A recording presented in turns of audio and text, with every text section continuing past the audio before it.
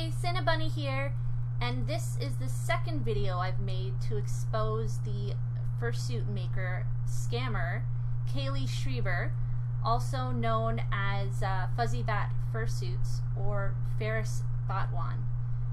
The first video I made just went over my personal experience with her and went into a lot of detail, just showing every communication almost that I had with her and all the lies she told me, and how I had to open a PayPal dispute in order to actually get a suit from her. But after starting Facebook Messenger chat and Telegram chat, I was finding more and more people that were scammed by her, and they were telling me their stories, and they're all pretty similar. So what I've done is I've collected testimonies and screenshots from as many people as I could who've been scammed by her, and I just feel really bad for these people, that many of which will probably never see their suits or money from her. So what I've decided to do is share each of their experiences. And I've gotten so many that I can pretty much make a timeline of her scamming from way back in 2012 to today. She actually started scamming in the taxidermy community, and when she'd earned a terrible reputation from them, she moved on to the furry community and started taking advantage of them. I actually have information from about 25 different people who wanted to be included in my video, so much so that I had to write everything down in a notebook so that I'd be able to remember it all. But I didn't think that it would all fit in one video, so for today I'm just going to go over the first 5 people that she scammed, and then I will make a longer video to cover some more. So the first person is Maria Sciullo, and she actually knew Faris from the taxidermy fandom. As far as Maria's concerned, they're actually even, so she doesn't believe that Faris owes her anything at this point. But Faris has claimed that she wants to sue her for $1,500 for 2 suits, which Maria believes were part of a trade. Maria traded Faris for these suits years ago, and Faris is only claiming that she's going to sue her now. Meanwhile, Faris is the one getting sued by multiple people, so the timing is suspicious and makes me think that Faris is just trying to trick Maria into giving her money so she can pay back some of the people that she owes money to. Because I don't think there's any way that Faris would be able to successfully sue her when Maria has receipts showing that she bought Faris $1,000 worth of fursuit parts for her business. Lots of trinkets, figurines, plenty of alien merchandise. She also paid for Faris's way into reptile shows and would take care of her reptiles for her. Like, Maria was a really good friend to her. She'd even feed Faris on occasion and expect nothing in return. And Faris threatening to sue her now just shows what a shitty friend she is.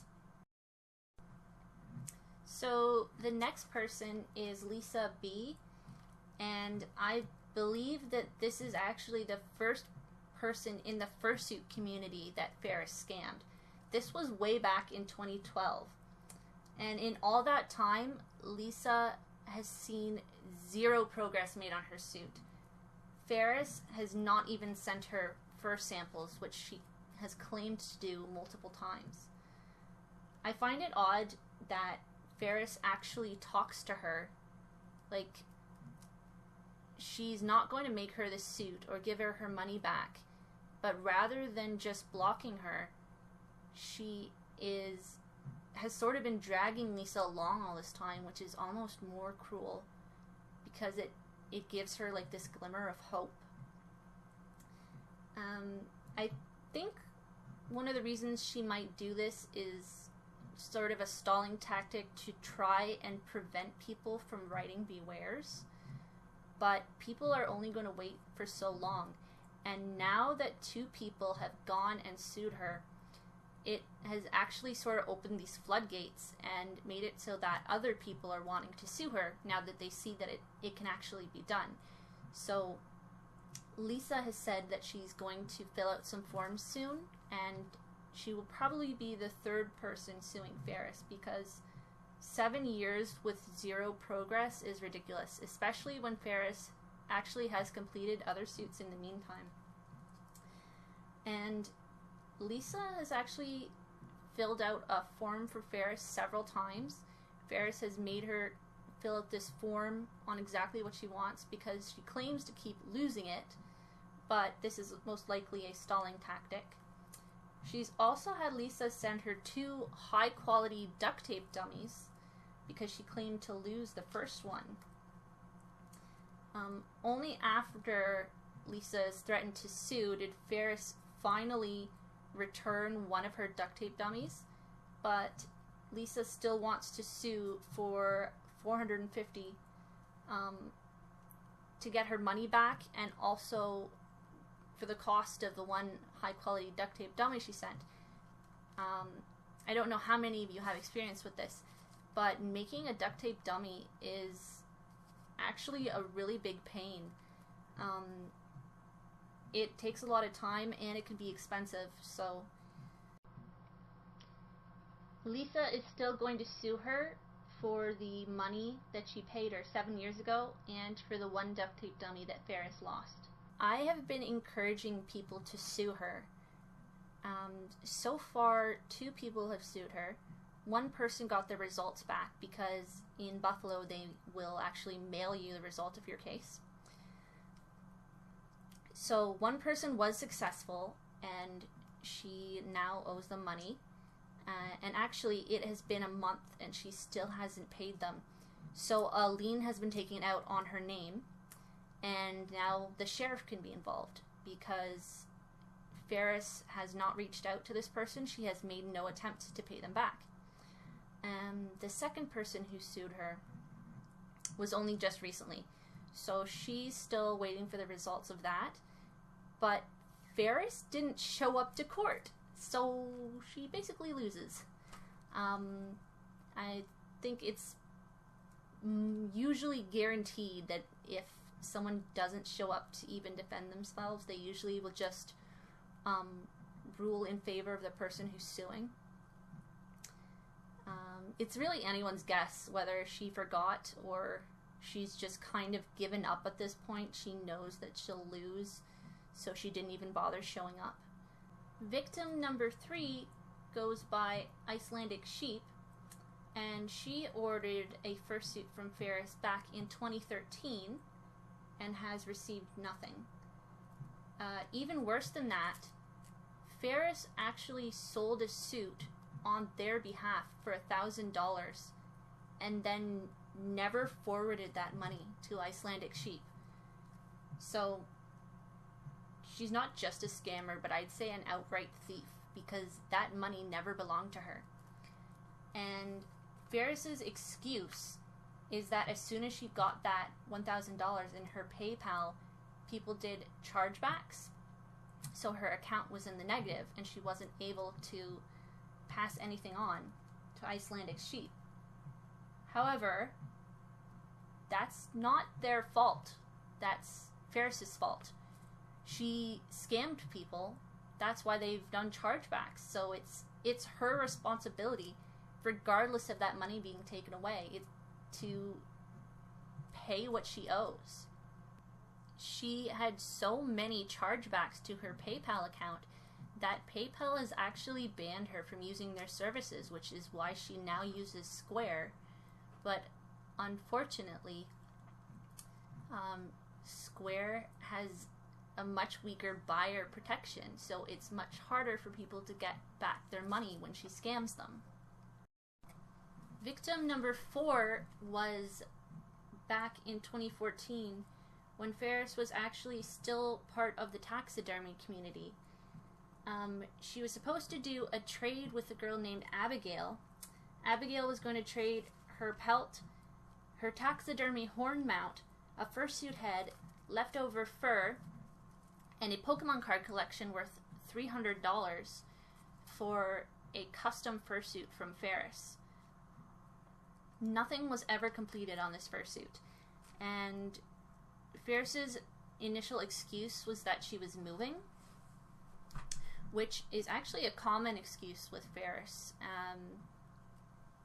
I'm guessing that she uses this a lot because it tends to work.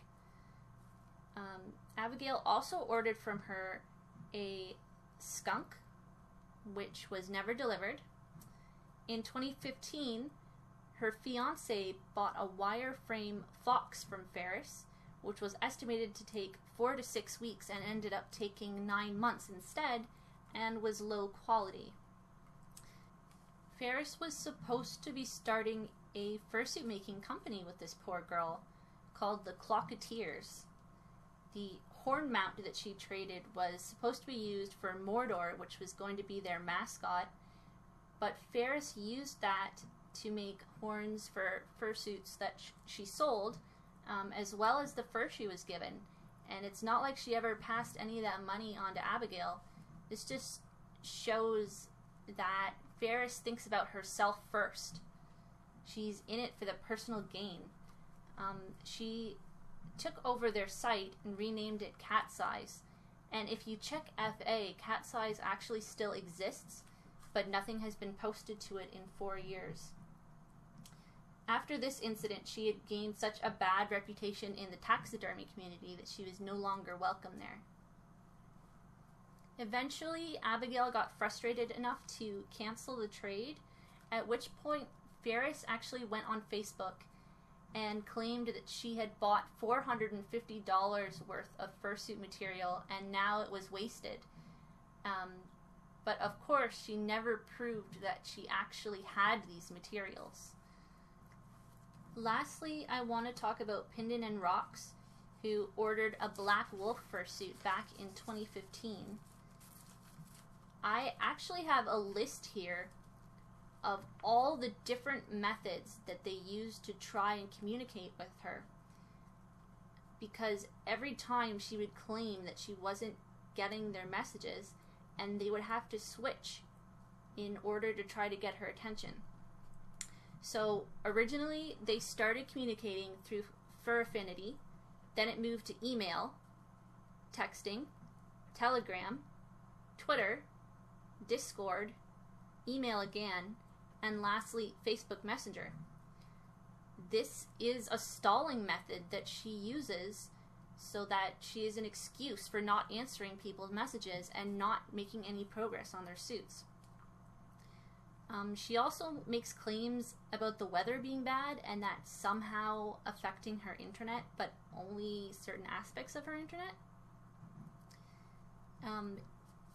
After all these excuses and stalling, it took her a year to even send them fur samples.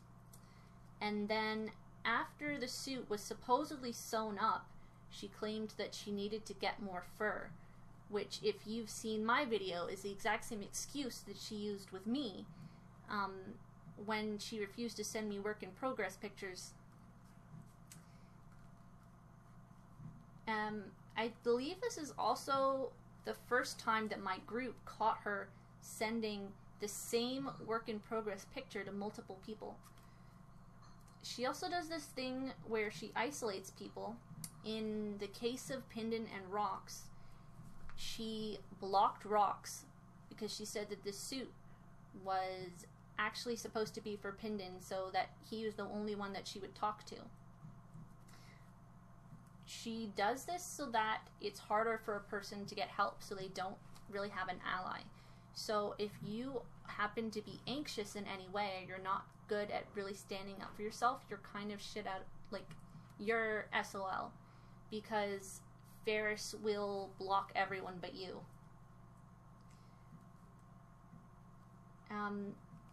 She also claimed to send their suit, but without a tracking number.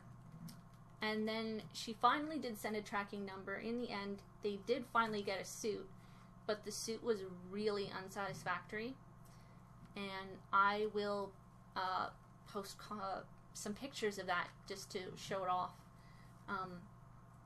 But there's no fan like they were promised. The feet paws didn't fit. The color of the fur is actually different when it's all supposed to be the same. The color in the legs is a different shade of gray. And the bodysuit was fitting strangely. And just for a laugh, Pendant tried his suit on backwards. It fit better backwards. So Faris either got confused or she just didn't even try. But from how long it took her to actually send them photos of the suit and all the stalling she did, I think it was a pretty rushed job. And like the muzzle is crooked, it's just really not well done. Unfortunately, that's the case. If you do get anything from Faris, if you manage to argue with her enough or you threaten to sue her and she does eventually actually make and send you something, it's going to be low quality. Like the suit that Pendant got, it's not worth the amount that he paid when it was made backwards. And in the case of my suit, I can't even lift up my arms. So I think that I'll stop here for today, but I am going to leave screenshots for every case that I talked about in the description, as well as some pictures of the quality of Pendant's suit, and I will talk about 10 more people in the next video. Bye-bye! Hey, I just wanted to do a last minute update here because I just found out after making the video that Shelby won her case. So now both people who have sued Faris have come out of it successful. And I will be talking about this in more detail in my next video. Until next time.